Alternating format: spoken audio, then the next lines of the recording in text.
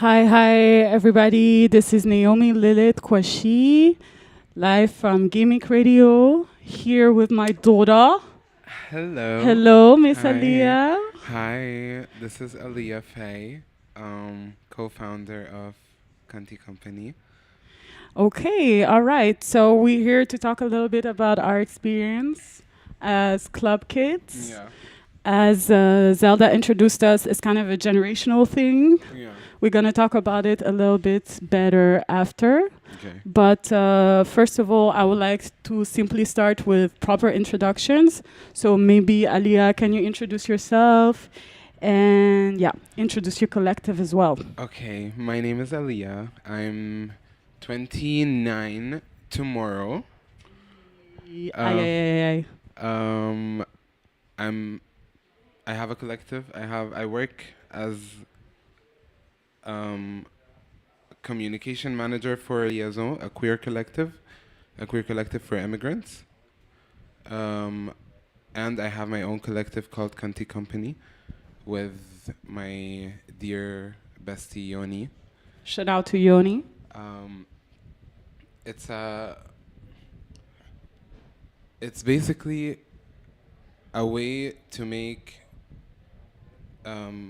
black or queer people of color party the way they want to party. Mm-hmm. And it also has a bit of fashion in it as well. So people are happy. Oh yeah. Oh yeah. Yeah, and it also has a bit of fashion involved in it as well. So you party with style, basically. All right, I love the sound of that. So it seems like a full concept that you thought of with Yoni. Yeah. But I feel like it's also influenced by your own experience, also within nightlife here in Brussels. Yeah. It's also what's crazy is that I haven't been partying for long. You know, like I've been partying for, I would say, a year. How come? Because I moved here recently. I moved here like a year and a half. Oh, I moved here a year and a half ago. And before that, I used to live in the Middle East. So there was really like no option for partying. It was not a thing. And I never thought I would be this into it. I was shocked. But yeah. So fresh party goer, but still nonetheless very much iconic, very much there. She has a full agenda. She has a collective, a job, and a full-time club kid position. So, yeah. Let's go. I love to hear it. As for me, your mama, my name is Naomi Lilith Kwashi. I have actually multiple aliases that I started to develop throughout my different practices. So Naomi Lilith Kwashi would be rather the artists, more global, so visual artist, performer, that will be this identity. And then I have Rated L, that is more like a sensual performance character. And then I have Lilith Exclusive Lanvin, which is my persona for ballroom. And so to introduce myself, as I said, I'm a visual artist. Now, via ballroom, I also started to do costumes. I always had performance in my background. So, like, I did ballet, contemporary dance, freestyling. How long did you do ballet for, if you don't mind? 14 years. 14? Yeah, 14 years. I started at 5 and finished at 17, and then never really, like, finished because it's always with me. It's always something that I incorporate in everything I do. But yeah, that has definitely shaped myself as a performer. And of course, in nightlife, that has also affected me a lot, because what do dancers like to do? Dance. So my club experience was always influenced by the fact that I am a mover, and I do love music, and I do love good music, and I love spaces in which dancing is an act of freedom. Yeah. And I feel like, for instance, because I was a lot in white environments, so I grew up in France, in Europe, so I don't have the same experience as you. But I do acknowledge the fact that being oftentimes in white environments, like I was the odd one out. Yeah. So the only. When did you start partying? I mean, I see that I have different phases in my partying. I had like the more mainstream partying from the age of 16 till the age of 21. So basically very lame ice club where people will only go to like hook up and find somebody to go out with in the nights. Very mainstream music. And then one time I was with this guy and he brought me to electronic music festival. And I was like, oh my God, people are so nice here. Is this what y'all do? Is this what y'all do? Like nobody was trying to touch my ass. Nobody was trying to pay drinks and then like keep me 1 hour talking to them whilst me being completely uninterested, you know? Come to find out, I don't like guys like that much. So that might also have been it. That was your awakening. That was my awakening. No, but like, I just entered in a space where people were really much more focused on the music rather than the people and the socializing, which still happens, but very differently. Also, the use of drugs does change the way people relate to each other. And to me, at that time, I was quite sober, actually. Like, I didn't drink even. So I was like going into that space and people were so kind and saying, oh my God, you're so pretty. Can I give you a kiss? I was like, oh, this is Disneyland of clubbing, actually. Substance abuse. Substance abuse down. Security. Yeah, but since then, like, I couldn't really stop. And I started getting more and more also literate about how electronic music works, because at first my ear wasn't trained to it. So it sounded quite redundant, quite repetitive. Same. You know? And you just like, actually, it's like everything. It's like every craft. It actually takes time to get to know the art to then be able to appreciate it. So I think also maturing up, you realize that, oh, this is good, actually. Like, what was it? And it's complex and it's layered and it's like inspiring also. And I learned how to move on that music the same I learned how to move on other types of music. And also being open to another crowd, that was really amazing. And then I clubbed in techno clubs. I was also very much into free parties. At the time I was living in France, in Annecy. What's free parties? Free parties is basically people that will find a sound system, find a location, and then just organize an event. Okay, an event, like it's organized. Like it's organized, although like entrance is mostly free or donation based. And then people, I mean, it depends on the free party you go to. Like I realized, for instance, the scene in Belgium has nothing to do with the scene in Lyon or Annecy, which were the scenes to which I used to go. But I went to that. I went to Berlin, and like basically for me, traveling was very much linked to clubbing as well. So how was Berlin when it comes to parties? I've never been. Oh my God. And so that's such a shame for a party girl. Yeah, but all in due time. I do know that whenever it's going to be possible for you, you'll be hitting those streets. I am out. Yes. She'll be exploring. Okay, so it's super cliche to say that now, but fair warning. I went to Berlin the first time in 2014. So it was already mainstream-ish, but it wasn't the Berlin that we have now. So it's also a different connection I had the first time, but I feel like the way people party is way more freeing in the sense that inhibition is different. Repression of your inhibitions is also different. So like people know how to behave, and they're also very cultured in terms of how you go to the club, how you manage your drugs, how you manage your nights. Oh my God.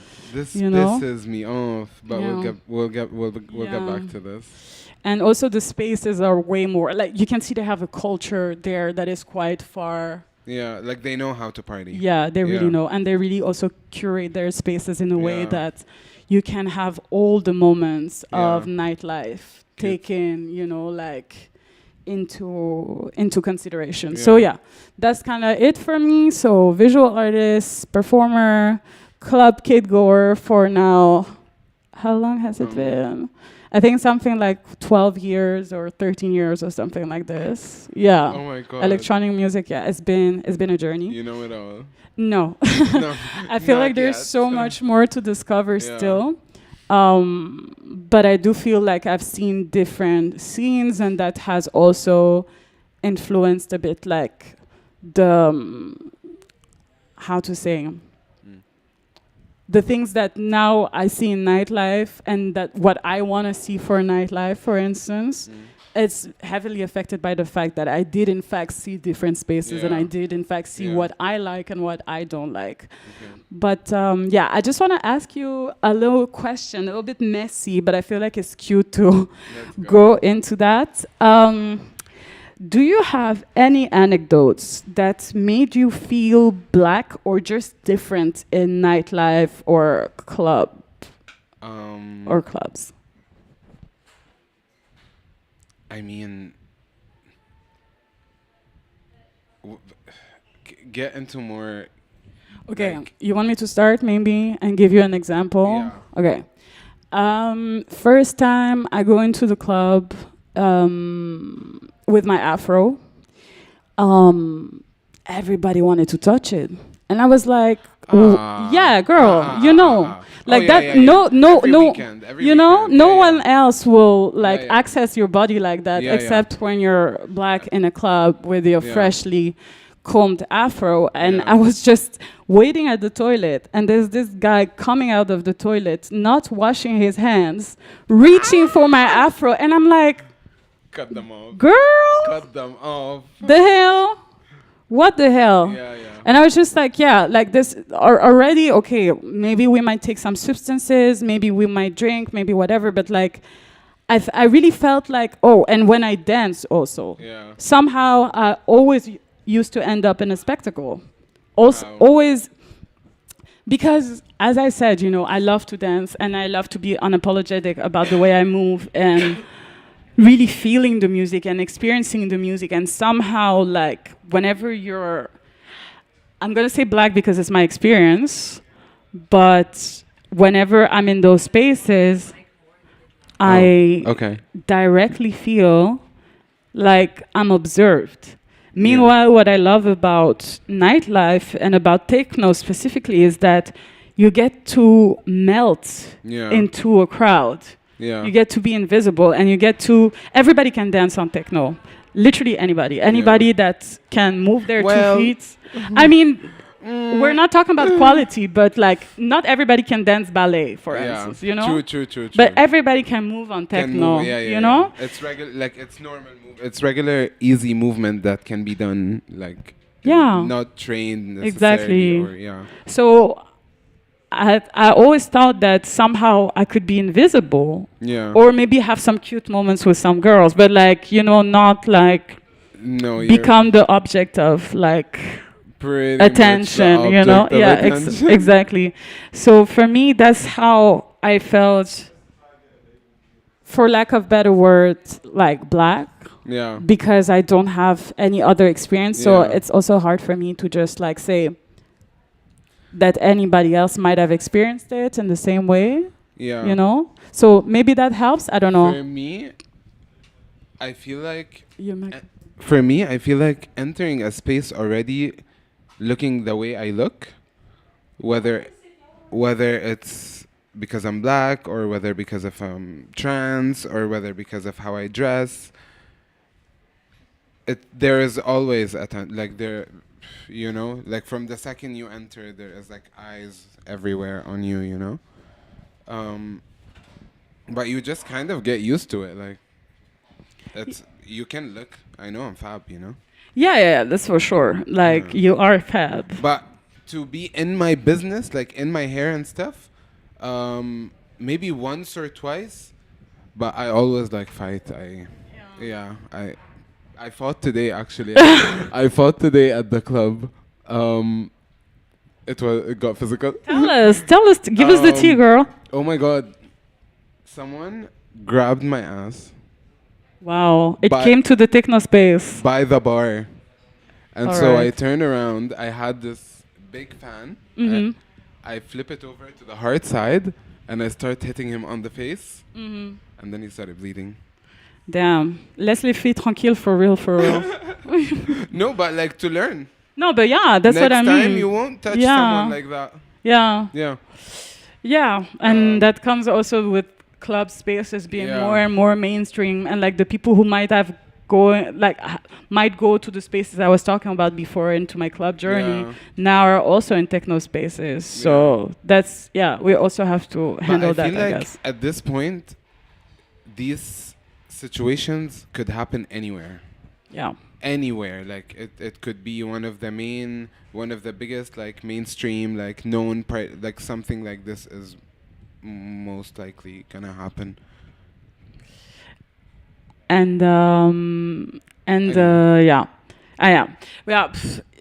tranquille. Yeah, tranquille.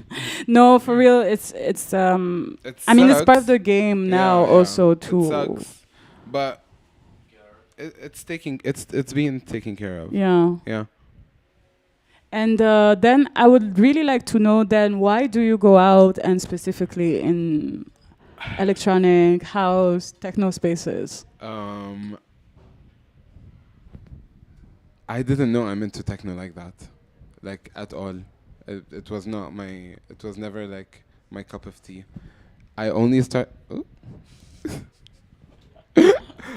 started getting into it like when I moved here. Also in the beginning, I didn't know how to party. Like when I first moved here, like first few months, I would go to parties and I'm like, ugh, like I was one of those girls that would leave the club Girl, just give it some love to the mic, because otherwise people are really not going to hear anything. Yes. Okay. Yeah. I would go to. I was one of those girls that would leave the club at like 2, you know. But now, I'm still at the club. Literally aftering right now as we speak. Literally on the radio. If that doesn't tell you, club kid, I don't know what it is.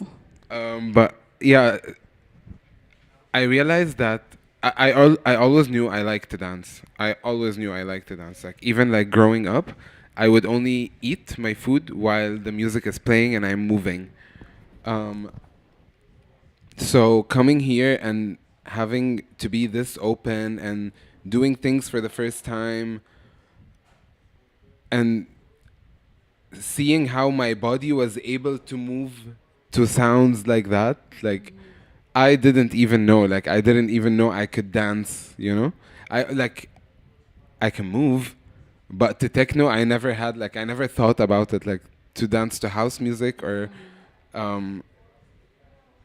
and I do it really good, surprisingly. I love it. I love dancing.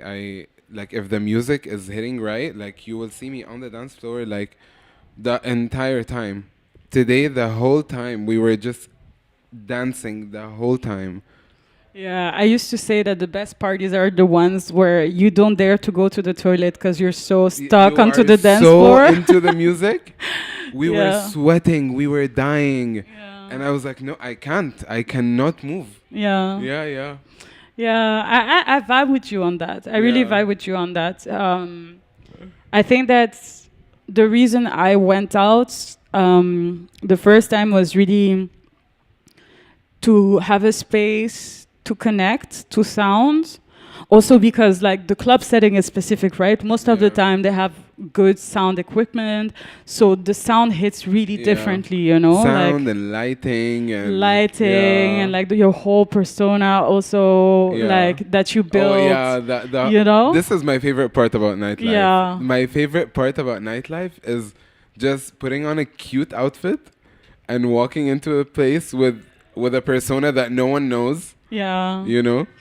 Yeah. And you just get to live it. Like no one has no idea if you're actually lying or if you're real. Like these people don't know me. I can be anything. Anything. Yeah. Anything you decide that night. Yeah, there's actually like a lot of like, for me, so for instance, I did like a kind of like this course, and I was talking about parties as spaces of celebration and creation of identity at an art school in France. Yeah. And basically, like what I see in nightlife is kind of like this spiritual thing, and I see it as like, okay, maybe we don't have rituals like we used to before. Like we don't have rituals like that mark our age, except maybe, you know, like birthdays. Yeah. But there's not a coming of age ritual. I mean, depending of the religions and the cultures, of course. Like I would love to go you back know, in time and see how parties were. you know, but if you Like- think about it, like a party is always a before, Yeah. a climax, and an after. Yeah. For some people, is multiple afters, but that's like That's a story for another that's a story day. for another time, for another day. But like, and if you look at rituals, there's always like the preliminary stage, the climax of the ritual, and the end of the ritual. And I always thought that me going to the club was basically satisfying like this need to be in another reality Yeah. than the reality of the day-to-day life. Like, oh, I have to perform this. Then in nightlife, we get to perform something different, which is maybe not even us 100%. But you're just doing it. But you're just doing it, just and you trying want to do things. it, you Yeah, know? yeah.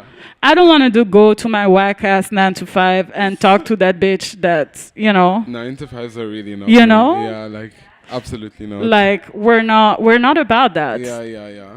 So 9 to 5s Yeah. are horrendous. it's really horrendous. Yeah, yeah, yeah. But at the same time, you know, like capitalism, yada, yada, Pays yada, the bills, pays you the know. bills. We Yeah. all have to survive like this world we live in.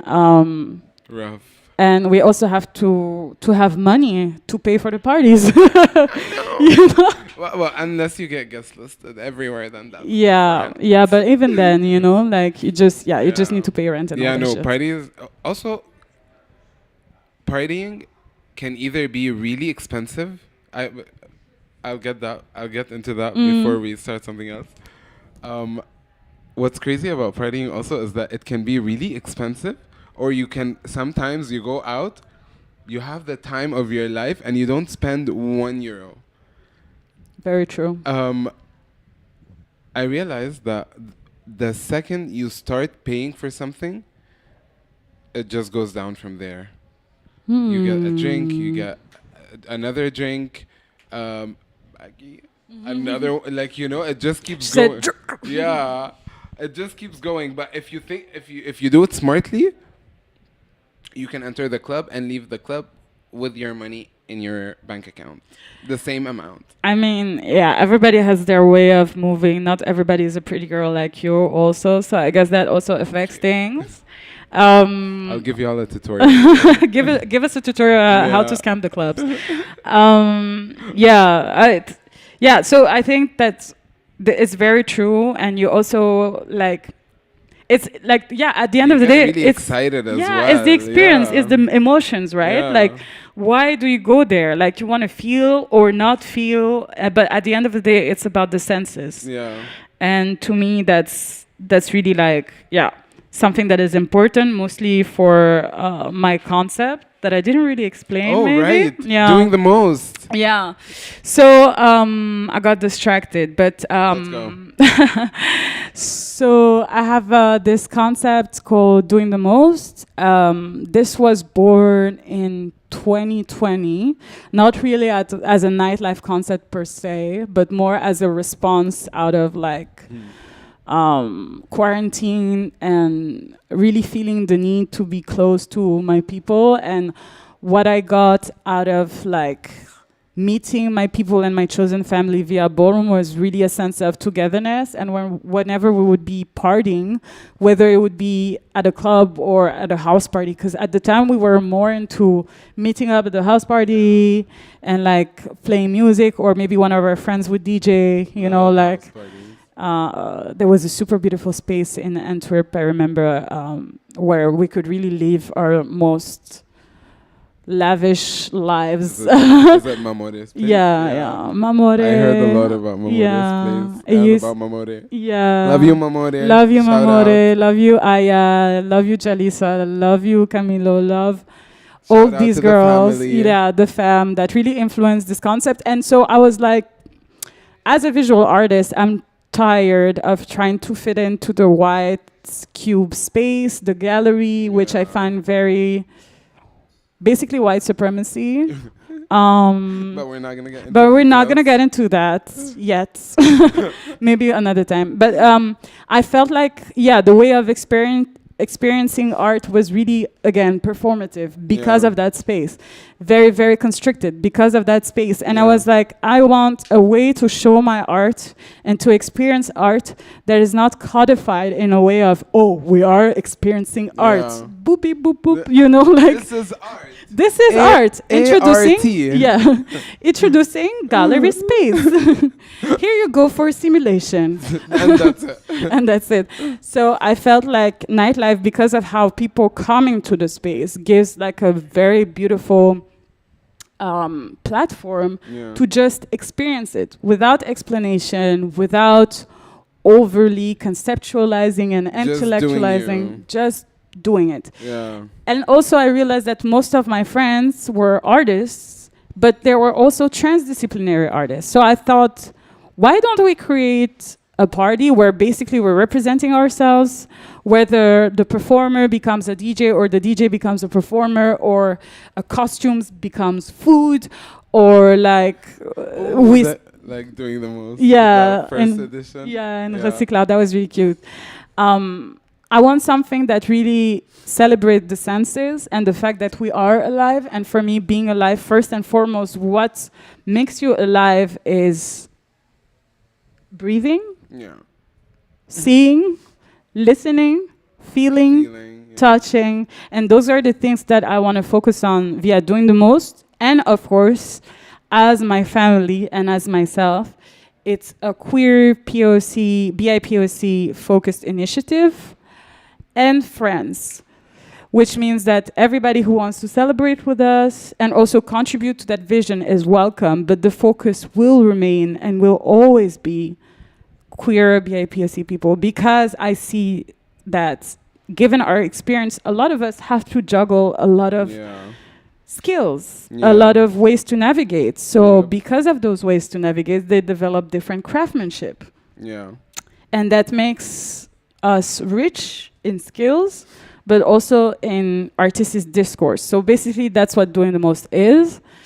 I just want, like this culture of, fuck, I was to this party. You remember what happened? Damn, no, that was crazy. I didn't see this. I was at the toilet. Fuck, next time I will come. And that's the vibe I wanted to bring for doing the most. And that's basically, why. And that's what you brought.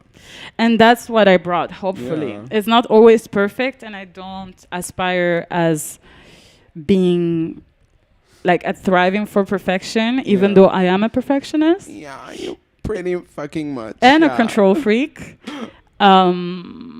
But overall, it comes in handy. It comes in handy. People like the control freak when they cannot handle with their shit, you know? They love a control freak to deal with this stuff. But yeah, I just want to give to nightlife what nightlife gave to me, basically. Yeah. Which is a lot of joy and a lot of like meetings and encounters and artistic ideas, images, fashion also. Fashion is very important to me. And I want to see my people shine, actually. You know? That's literally what I was saying today. I was telling Malek, it's crazy how every person in my life right now, like 90% of the people in my life... I'm just going to hold it at this point, girl. 90% of the people in my life right now, the close ones to me, I met them through nightlife. Like, it's like my family, basically. I met them through nightlife, and crazy is that in the beginning, that was not the mindset I walked in having at all. Like, walking as a new girl into a club into a community that has been already formed, and people already know each other, and you're just literally the new girl. That's not what I had in mind at all. I was like, oh, like, I'm not gonna talk to these bitches. Like, I'm gonna be so mean. Like, you know, like I had that because that's what I also got.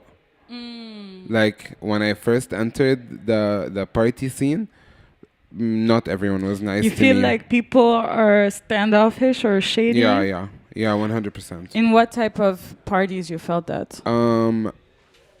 In the beginning, and it doesn't regularly happen in. I think it happens more between between communities. You know, like when the girls see a new girl come in, they're like, "Oh, what is that?" You know? Is she coming for hours? Yeah, like who's that? And then that's what I got from them, and therefore that's what I gave. But then these same exact people are sitting outside right now. Like they came like they came with me to support, you know? We love a plot twist. Yeah, it's crazy. Yeah. But yeah, most of the people I have in my life right now like are through nightlife. Yeah. Yeah. It really like changed a lot in my life. It changed a lot in my life. Do you feel like at a certain point you're more existing in nightlife than in day-to-day life? Yeah, 100%. Aside from all the downfalls of it or the dark sides of it, I feel like this could be my life way more than doing a 9 to 5 and waking up in the morning and doing this and that. Like, put me in the night. I used to work in this dental clinic, and one time there's this girl coming in, looking cool with tooth gems and stuff. So I'm very physiognomist, right? Yeah. I remember the face. But the clinic was really classy, really elitist, you know, like really high end. So to be presentable according to their standards, no way I can rock this fucking hair, you know, no. I would have to You're going back home. Yeah, bitch, I would like literally go in drag there, you know, like just like strip myself down to kind of like fit into this idea of what respectable is and what classy is and whatever. So that actually just little parenthesis that really reminds me of like Lee Bowery. I don't know if you know this artist. He was an artist, I think, I don't remember, in the 80s or beginning of the 90s or something like this. A club kid in London. Okay. From Australia. And he used to do drag, but like at clubs. And and during the day, his drag was literally wearing normal clothes. And that was his drag, because for him, like his real essence was like the amazing, like creature-like looks that he was serving at the club. And so like, this girl comes, right? I don't see her anymore, whatever. Cool girl coming in. Okay. And then one time I end up at an after party and I see this girl. I'm like, ooh, this person reminds me of someone. Yeah. Come to find out, they were actually, they were friends of friends. Yeah, it was the same person.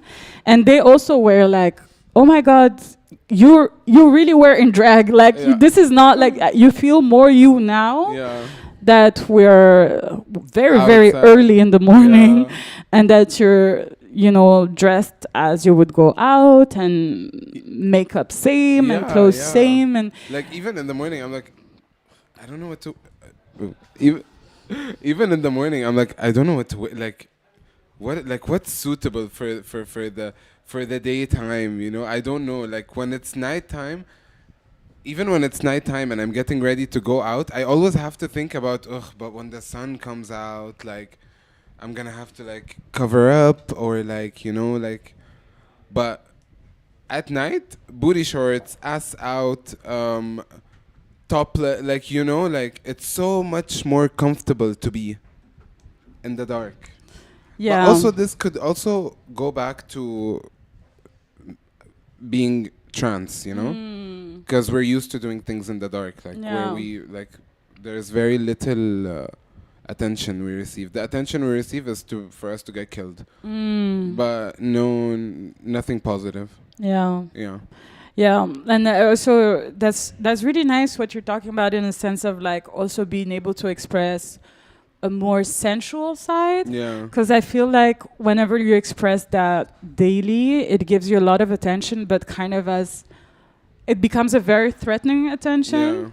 I feel like, for instance, I would appreciate a lot like going to the club and in the bathroom you have the girlies like complimenting each other on their always, looks, every day. You know? Yeah. Whereas if you rock a certain style, even though I passed that, now I'm really like, I don't give a fuck. Yeah. You know, like, of course, if I have to go to work and I have to present a certain way, I would present that way. But ultimately, like, when I'm on my own free damn time, like... You will look how you want to I will look how I want to look, but that doesn't mean that I don't see. Yeah. That doesn't mean that I'm not able to also perceive how I am perceived, or at least feel it. Maybe it's projection, but... I do believe that we are highly sensitive beings, and what our gut feelings tell us oftentimes represent a form of reality. Mm-hmm. Yeah. Mm-hmm. So I feel like nightlife really opens up also this space for sensuality. I mean, sensuality, sexuality. It depends also of the parties you go to. That's also the thing, you know. Ho, indeed. Literally, you know. The most craziest sexual experiences I've had and sensual experiences were through nightlife, and the best. And I would do it again. She said, I will not speak without my lawyer, but I'm still going to do it again. I would do it again, 100%. Work, daughter. As like for me, performing, for instance, in nightlife comes oftentimes with sensual performance. So that's also a way to explore it and to enjoy also this aspect of mine. Because I feel like, as cis women, like you're either a whore, or you're a prude, or you're just the right amount of the two. Yeah, but you're gonna be a friend that will be hit on. Exactly. Yeah. Or if you just do something wrong right enough, you still become either one of the two. You know. Either or. There is no running away. There's no running away. You know. So I really feel like But I think also like somehow queer spaces give also the space to explore differently. Like for instance, if we are in a more normative space of nightlife, it's not going to be the same as like parties that really cater to queer people. But you know, didn't you notice that most parties these days have been mainly being marketed as queer parties? I think that a lot of parties, a lot of nightlife spaces, given that the origin of house music and techno is still black gay men. Yeah. Just remember. Yeah. Black queer people. Let's just say that. In the end, every time there is an innovation in terms of safety in the club, innovation in terms of lineup, innovation in terms of anything really concerning nightlife, it's oftentimes recuperated by straight clubs. We were having a discussion about it with a friend, Nemesis. Shout out to Nemesis. They're gonna have their party tonight with Not Your Techno. Wait. Looks fab. Tonight, like literally after this. We're gonna go off, and I will be at the pool. Like we're discussing it, and it's true that if you think about it, like how do care teams? Yeah. Care teams, collective care, where does that come from? Yeah. Like, who thought of that? It literally comes from queer spaces. Yeah. Safety, the idea of also like analyzing relation, like in sense of like consent and attraction, and how do you check for consent. I feel like a lot of like The fact that queer theory has theorizing those things before even it was thought of in heteronormative space. And it's crazy how these things had to be taught, like, hello, like, common sense, don't touch me. Yeah. Like, But yeah, patriarchy. yeah. I take. Yeah. Over my dead body. Or not. Let's not go there. But hopefully not that. Two can play this game, but only one can win. Yeah. And we always hope that would be you. But yeah, I think that definitely, that was the thing that that to me made it like really, I don't know, really visible actually, how queer people have influenced like nightlife, and a lot of like the discourse in nightlife now is really influenced by what queer people have brought to these spaces by inventing them actually, you know. So funny how that works, you know. But then that also brings me to the next point, like what made you want to organize your own event? Because at the end of the day, we could all think like, oh, I'm going to this, I'm going to that, is enough for me. Let's just, you know. We've been thinking about this, me and Yoni, for the longest time. We've always wanted to do a queer party where you see, you see like the not street parties, but like ass shaking, like street, like in the street, like cookout vibes. Yeah, you know, like people going at it, like up, like bodies on bodies, sweating, dancing, afro, shaking ass, you know. We don't have queer spaces that are like that. Like every space that is like not in Belgium for now. Not in Brussels. We used to. Yeah, but have more. But there most good of the ones. places that because it's also about the quality. Let's be real. It's also what? It's also about the quality. Let's be real. Not every queer party or not like, necessarily you know? queer, but like you won't find a queer party that's like R&B, hip hop, dance hall. Very rare. Yeah. And that's what I mean. It's rare, and also if they happen, is it always quality? You know, it's not always. Yeah. Also that. So we wanted to do that. I wanted to see the girls have fun. I wanted to see. My main also point behind it was that if the girls are not having fun, they're getting paid at this function, some way or another. Work. And just seeing that happen and the feedback we got was crazy, like crazy. It was crazy. really fab. It was really fab. I really had a lot of fun playing and enjoying the party as well. So that was really cute. Yeah. Yeah. Yeah. I really resonate with that. For me, it was not so much like based on like R&B, Afro per se. But it was artists that would bring different type of music as well. Not necessarily just that. Like we also had techno, like and everything. But like, I mean, I wanted to see that. Like, I wanted to see that energy. That energy from my people. You know, because we can like.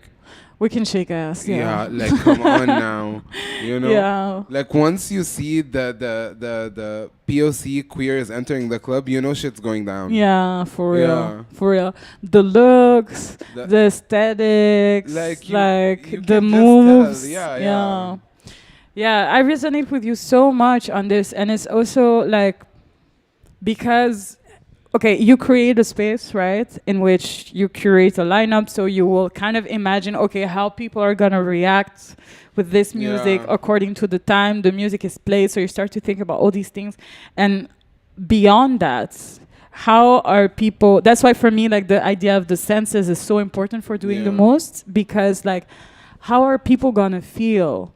What stories they will tell each other? Like, I also very vibe with like the idea that not everybody will experience the party the same way, which is actually very precious. Because, like, what do people do? They're going to start talking about things that happen. And some people will have missed those things. That creates massive FOMO, you know? And, you know, so you just want to create also the legend around an event, you know?